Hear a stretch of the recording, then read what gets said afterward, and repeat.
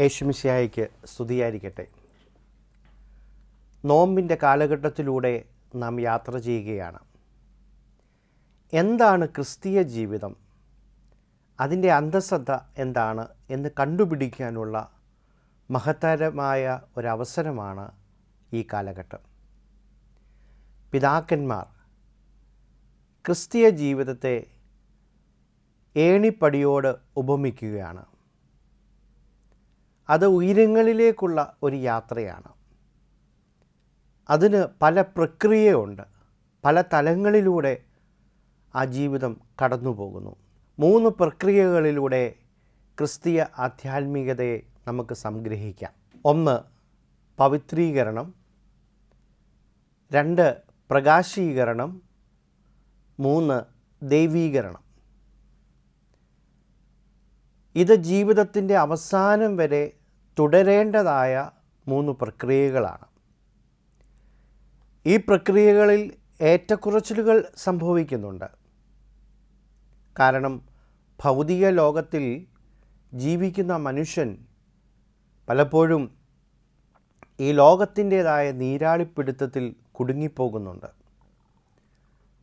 ഒന്നാമതായിട്ട് പവിത്രീകരണം, മറ്റു വാക്കുകളിൽ പറഞ്ഞാൽ ഒരു വിശുദ്ധീകരണം. ജീവിതത്തിൽ അനുസ്യൂതം സംഭവിക്കേണ്ടതായിട്ടുള്ള ഒരു പ്രക്രിയയാണിത്. എൻ്റെ ചിന്തയിൽ, എൻ്റെ പ്രവൃത്തിയിൽ, എൻ്റെ മനോഭാവത്തിൽ, എൻ്റെ സംസാരത്തിൽ ഒക്കെ ഈ പവിത്രീകരണം സംഭവിക്കണം. മനുഷ്യന് വഴിതെറ്റിപ്പോവാൻ ഒത്തിരി സാധ്യതകളുണ്ട്. ക്രിസ്തു തന്നെ മനുഷ്യ ജീവിതത്തെ പലപ്പോഴും ഈ നഷ്ടപ്പെടലിൻ്റെ ജീവിതത്തോട് ഉപമിക്കാറുണ്ട്.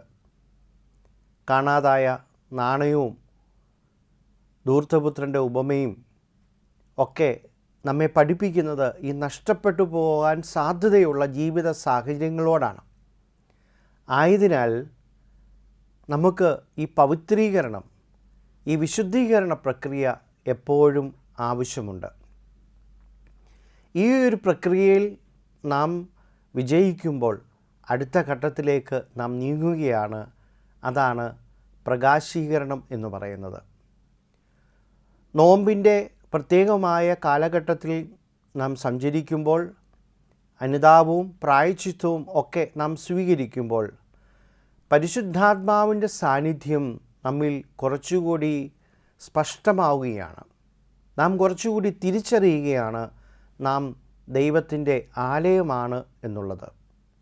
അപ്പോൾ ഒരു പ്രകാശീകരണത്തിൻ്റെ അനുഭവം കടന്നു വരുന്നു. അന്ധകാരത്തിൽ നിന്നും പ്രകാശത്തിലേക്കുള്ള യാത്ര സംഭവിക്കുകയാണ്. ഇരുട്ടിൽ നിന്നും പ്രകാശത്തിലേക്കുള്ള ഒരു തീർത്ഥയാത്ര. അതും നമ്മിൽ എപ്പോഴും സംഭവിക്കണം. നമ്മുടെ ഈ തീരുമാനങ്ങളിൽ, നമ്മുടെ മുൻഗണനാക്രമങ്ങളിലൊക്കെ മാറ്റങ്ങൾ സംഭവിക്കുന്നത് ഈ പ്രകാശീകരണത്തിൻ്റെ അനുഭവങ്ങളിലാണ്. പവിത്രീകരണം സംഭവിക്കുന്ന ഒരു മനസ്സിൽ, ഒരു ഹൃദയത്തിലാണ് പ്രകാശീകരണം കുറച്ചുകൂടി വ്യക്തമായിട്ട് സംഭവിക്കുന്നത്. വിശുദ്ധന്മാരൊക്കെ ഈ പ്രകാശീകരണത്തിൻ്റെ അനുഭവങ്ങളിലൂടെ കടന്നു പോകുന്നതാണ്. അതുകൊണ്ടാണ് അവരുടെയൊക്കെ ചിത്രങ്ങൾക്ക് മുകളിൽ ഒരു പ്രകാശിത വലയം നമുക്ക് കാണാൻ സാധിക്കുന്നത്. 3ാമത്തെ ഘട്ടം എന്ന് പറയുന്നത് ദൈവീകരണമാണ്. ദൈവ സ്വഭാവത്തിൽ നമ്മൾ പങ്കാളികളാവുകയാണ്.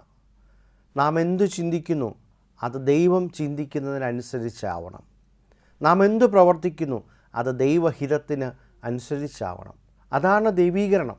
അപ്പോൾ ദൈവ സ്വഭാവത്തോട് ഒരു ഏകീകരണം, അതാണ് ഈ ഒരു ഘട്ടത്തിൽ സംഭവിക്കുന്നത്. ആയതിനാൽ നോമ്പ് എന്ന് പറയുന്നത് ഈ 3 പ്രക്രിയകളിലൂടെ സഞ്ചരിക്കുവാനുള്ള ഒരു ആഹ്വാനമാണ്. നമ്മുടെ ജീവിതത്തിൽ പവിത്രീകരണവും പ്രകാശീകരണവും ദൈവീകരണവും സംഭവിക്കുവാൻ നോമ്പും അതിൻ്റെ അനുഷ്ഠാനങ്ങൾക്കും ഇടയാവട്ടെ എന്ന് പ്രത്യേകമായിട്ട് പ്രാർത്ഥിക്കുന്നു. ദൈവം നമ്മെ അനുഗ്രഹിക്കട്ടെ.